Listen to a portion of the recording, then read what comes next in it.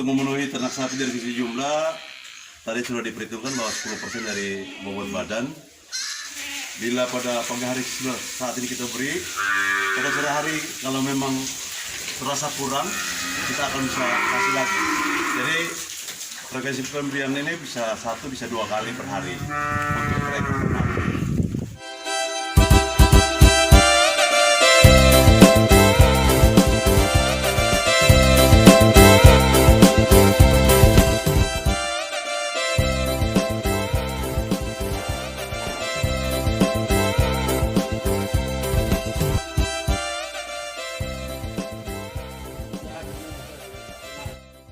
Kami akan menyajikan informasi ya tentang bagaimana sebetulnya teknologi pemeliharaan ternak sapi itu di NTT.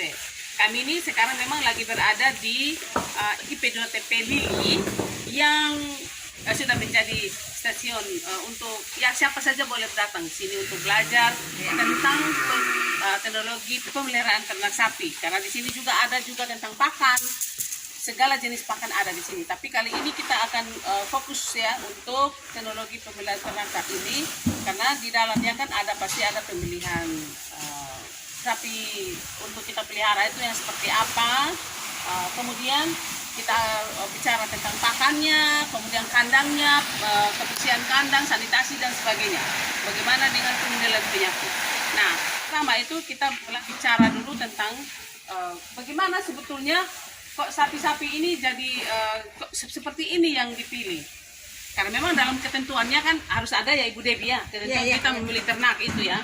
Harus lincah, harus sehat, banyak kriterianya ya, harus jangan ada yang cacat seperti itu ya, supaya mungkin waktu kita beli itu kita juga sudah tahu ya, dia nafsu makannya seperti apa ya Pak Dule. Sehingga di sini ini kebetulan sekali kami ada di sini Pak Dule, ini ada berapa ekor ya di sini ya?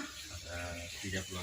Nah, 36 ekor yang dipelihara tadi kita nanti kita akan lihat ya seperti apa di dalamnya.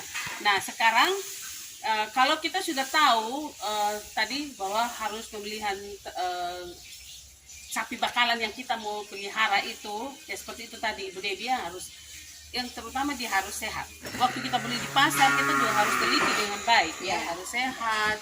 Tapi kalau lebih bagus lagi performansnya katanya mata semua kita lihat ya, kelihatan ya kalau baik. sama tinggi badan, panjang badan, lingkar badan. tinggi badan itu biasa standarnya 1,5 Kemudian 110. untuk breeding. Kalau Pengemukan? untuk pengemukan ya rata-rata berat standar itu 150 ya. Dalam pengemukan itu dalam jangka waktu 3 bulan sampai Kita sudah bisa bilang ya. kuncinya sudah bisa dapat Dapat berat 200. 250. Tapi kan berat awalnya bagusnya 150 ya. Umurnya Umur tergantung. bagusnya mungkin 1 sampai 2 tahun. sampai 2 tahun ya. Ini bilang 2 adik. Iya 2 adik. Jadi biasa bilang 2 hari. Oke. Tapi satu lagi Monika yang paling penting sebenarnya dalam pemilihan ternak, kalau kita bisa dapat sejarah dari ternak itu sendiri, misalnya dari daerah mana, walaupun kita beli di pasar gitu, kalau dapat sejarahnya Artinya waktu beli kita akan tanya lebih ya. bagus. Nah, karena kita akan mengetahui kondisi pakan di daerah asalnya dan kondisi yang ini akan lebih bagus ya. Oke. Sekarang ini kita mau bicara tentang pakannya. Yang jelas pakannya Ibu Devi Pak Dule itu pasti ada campuran yang baik, perimbangan yang baik antara rumput dengan legum. Kalau memang yang lalu itu direkomendasikannya 60 rumput, 40 legum. Alasannya apa Ibu Devi? Ya, Harus ada rumput. ya kita harus tahu ya bahwa legum itu kan punya kandungan proteinnya tinggi, kemudian rumput itu adalah seratnya ya, jadi harus combine antara serat dengan Sumber karbohidrat atau dengan sumber protein. Ya. Jadi Ini buatnya sejak kemarin kan ini? Ya. Oke. cacah Sejak kemarin, kemudian dikasihkan hari ini diberikan yang 10% ya. Iya, tapi ini 10% dalam artian ini tidak ada batang, tidak ada brankas, tidak ada, ini sudah benar-benar 10% bisa. Kalau yang kasih hijauan di Yang baru dipotong, ambil. baru ambil itu kan ada batang-batangnya, Batangnya, tidak jangan dimakan dihitung oleh ya. sapi. Ha, Itu sebenarnya dan itu. Ada kalau hanya kasih rumput sendiri pun Itu kurang bagus kurang bagus juga. karena- Jadi harus ada perimbangan. Jadi sudah ada kan sudah bisa dijelaskan bahwa memang sebaiknya itu ada perimbangan. Tapi bicara-bicara, kira-kira sapi ini kalau bicara tentang vitamin seperti apa menurut? Ya, Jadi, vitamin ini pasti memang- dibutuhkan, tapi vitamin ini sebenarnya Ya. sudah terkandung di dalam Di dalam pakan yang ada. dalam ini. pakan. Karena Pak teman-teman di sini juga untuk mineralnya mereka ini bahan ini sudah dicampur Sudah ada dengan semua, garam. sudah sebenarnya terpenuhi ya sudah dari sini. terpenuhi. Nah, tapi ada yang bertanya, kira-kira sapi itu berapa kali sebetulnya bagusnya disuntik dengan vitamin seperti itu? Bisa untuk kalau ada itu bisa sebulan sekali. Sebulan sekali kan? Vitamin. Boleh ya? Boleh. Tapi sebenarnya di pakan sendiri itu sudah terkandung Sudah ada. semua di dalam Iya. itu. Jadi Nah, prinsip dasarnya itu kalau sapi temukan itu kalau 3 unsur ini yang kita lihat Iya, sekarang, iya. 3 unsur ini yang tadi saya sebut itu protein, energi sama serat itu sudah terpenuhi, sudah tuh di Sudah, dalam tapi- itu terkandung semua. Tapi bisa dilihat dari Nah, performance kenapa ternak. itu tidak disarankan misalnya lamtoro, continue lamtoro itu sama seperti kita buang Ya, tadi kan makanannya. seperti Ya, dibilang buang pemborosan. makanan yang itu. Tapi mubazir, dia tidak- mubazir ya. ya, dia tidak dapat serat. Tapi dia Nah, di dalam rumennya itu kan dia akan Iya. ini, dia butuh serat, terus Iya. energi. Nah, dia hanya dapat protein sah. Jadi Oke. intinya, intinya Makanya kadang-kadang kalau dikasih lam toro itu, apalagi lam toro yang masih muda ya, Ya. itu akan kelihatan dia akan mencret. Dan bulunya tuh Ya. Bulunya akan juga. berdiri semua. Jadi intinya begini, kalau pakan itu sudah bagus ya, tadi ya ada sumber-sumbernya protein, sumber serat dan sebagainya, itu sebenarnya sudah bagus untuk ternak dan vitamin itu mungkin pemberian vitamin kalau saat tertentu ya, kalau dia dibutuhkannya begitu ya, boleh ya. Oh, ya. Dibutuhkan dan jika ada. Jika ada. Oke. Kalau macam kayak kalau breeding itu dibutuhkan pada saat kalau kita suntik vitamin itu pada saat dia melahirkan. Saat dia melahirkan. Nah, Dan perlu kita saat bunting bunting bisa. Tapi Ini ada kayaknya bunting hampir sama dengan tidak. manusia ya. Iya, oke. Untuk memenuhi ternak sapi dari sisi jumlah, tadi sudah diperhitungkan bahwa 10% dari bobot badan. Tapi frekuensi pemberian pakannya itu kita lihat dari kondisi ternak mengkonsumsinya. Bila pada pagi hari saat ini kita beri, pada sore hari kalau memang terasa kurang, kita akan bisa kasih lagi. Jadi frekuensi pemberian ini bisa 1 bisa 2 kali per hari untuk mereka. Oke.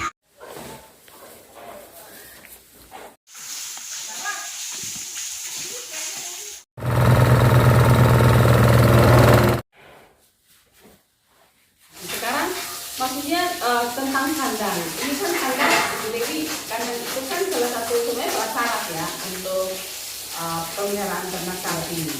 Nah, kalau di sini kita lihat bahwa ya ini kan terasa mewah ya. Ya karena jangan heran ini kan bisa lah. Ini kan berstasiun untuk menjadi stasiun pembelajaran ke depannya. Ya, ya. Tapi kalau kita petani bagaimana? Apakah bahan-bahannya seperti apa? Petani kan kita harus mengumpulkan sesuai dengan ketersediaan bahan lokal yang ada di petani. Jadi bisa kayunya dari kayu kecil-kecil pakai kayu saja untuk dipalang, dan kemudian lantainya cukup kalau ada semen ya masih bisa. Jadi di tingkat petani memang saya sangat jarang ya kalau kita terlalu keliling di petani kita di NTT, kecuali untuk sapi. Jadi bahannya kan bisa mungkin untuk tiang-tiangnya pakai kayu, mungkin dari kayu kelapa, kayu gama, kayu kelapa, bisa ya, atau gewang bisa ya. Kemudian atapnya bisa juga dari daun kelapa, dari ya. gewang, Gewang. buah, alam-alam. Apa lantainya bagaimana? Lantainya Ya memang tergantung petani. tergantung petani, Kalau siapa memang modal mau- mereka. Tapi bisa misalnya lantai kasar gitu sebenarnya, tapi kalau ada juga yang masih dengan lantai tanah ya. Masih, Tapi yang penting adalah bahwa dia harus dibersihkan kan setiap hari. Iya. Cuma kalau kita lihat di Amarasis itu kan mereka kan tidak pakai lantai semen ya, mereka pakai lantai tanah. Jadi tumpukan berangkas dari sisa-sisa makanan itu mereka indah di situ, dan itu juga sebenarnya Dipadatkan menjadi padat. dipadatkan, dan akhirnya tidak becek juga ya, tapi semakin tinggi. Tapi sebaiknya kita anjurkan supaya itu dibersihkan. Jadi itu jadi kompos langsung. Iya. Itu jadi kompos.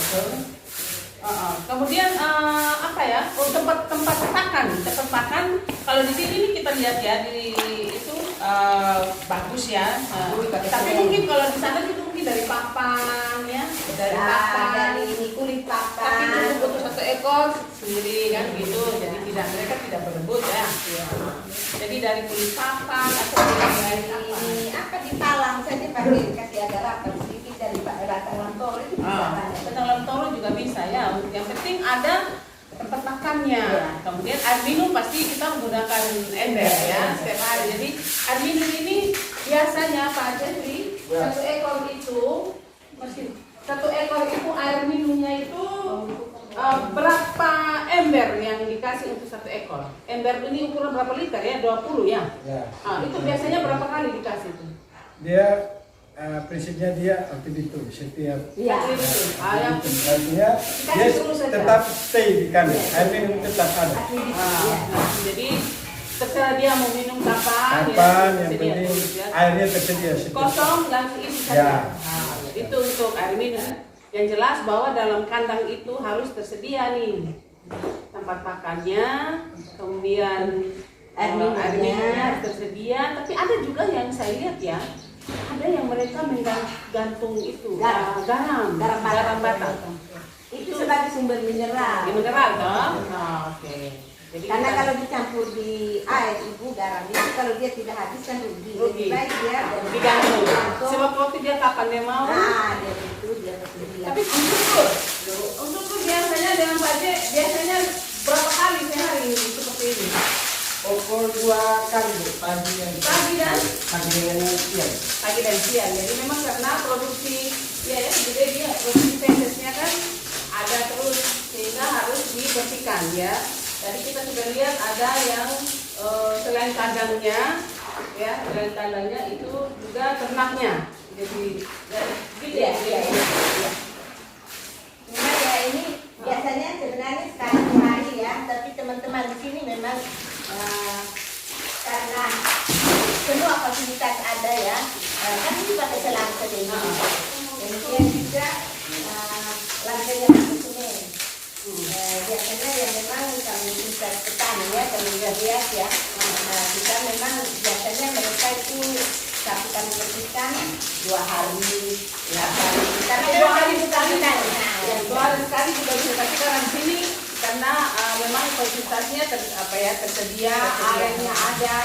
Tapi mungkin di tempat-tempat ini membersihkan kotoran yang tidak mungkin sudah cukup ya. Iya. Kalau memang airnya tidak cukup untuk membersihkan sapinya. Karena ini kita fasilitas air yang cukup bagus, kita hanya penyemprotan seperti ini dan sangat mudah sekali. Kalau di tingkat petani ya, apalagi yang kesibukan mereka setiap hari mengerjakan yang lain, ini instalasinya. Dia mereka masih kerja yang lain, kemudian waktu mereka terbatas ya. Tapi kita harus memberikan edukasi ke mereka bahwa sanitasi kandang ini sangat penting. Sanitasi kandang perlu jadi kesehatan ternak kita sendiri. Yang berakhirnya sendiri pada peningkatan produksi ternak itu sendiri. Ini kita membersihkan setiap hari untuk kotoran-kotoran sapi yang tadi kita semprot cairannya, dan ini langsung kita punya tampungan. Tampungan ini kan ini tidak dibuang begitu saja, tapi dipergunakan untuk biogas.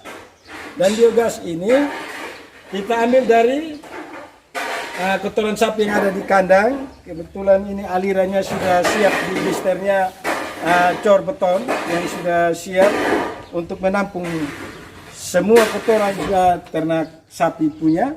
Jadi itu arahnya ke sana, ke digester yang sudah disiapkan. Nah, itu permanen, Ibu. Itu permanen. Jadi tidak terbuang. Dan kita gunakan juga untuk biogas. Jadi penampungan untuk sementara kita lagi karena ada sedikit instalasi biogas ini agak terganggu, jadi kita dengan koordinator yang ada di sini siap memperbaiki untuk kita gunakan lagi biogas untuk bisa masak air panas, bisa rebus lain-lain, masak untuk kita makan. Jadi kotoran yang ada di sini, khususnya kandang individu ini kita gunakan untuk ke biogas. Itu untuk sekedar Bapak Ibu tahu bahwa tidak terbuang ini kotoran yang ada di kandang sapi. Oke. Jadi ini ditampung di sini kan, diaduk lagi airnya keluar ke sana kan Pak Jeffrey ya? Ini yang disebut inlet, bak untuk masuk inlet. Iya. Nah, hasil garukan. Jadi ini nih sudah yang bagian sana tuh bukan tanah lagi, itu pupuk yang sudah sekian lama tahun yang mengendap di sini, kita garuk ke sana untuk lebih mempermudah ketika kita membutuhkan segala macam kan itu dekat jalan. Sehingga kita drop dengan trek ataupun auto pick up 4 roda atau kita pakai karung, adalah pupuk yang di sana. Oke. Itu pupuk semua itu. Itu yang kita pakai hasil dari biogas ini. Nanti kita bisa jelaskan yang di kandang nanti bagaimana caranya, kita bisa jelaskan. Sudah, kalau di kandang itu kan yang hasil itu ya, hasil langsung dari itu kan, jadi Ya. prosesnya alamiah ini di situ. Tidak ada ini kan. Yang di sana sudah jadi itu.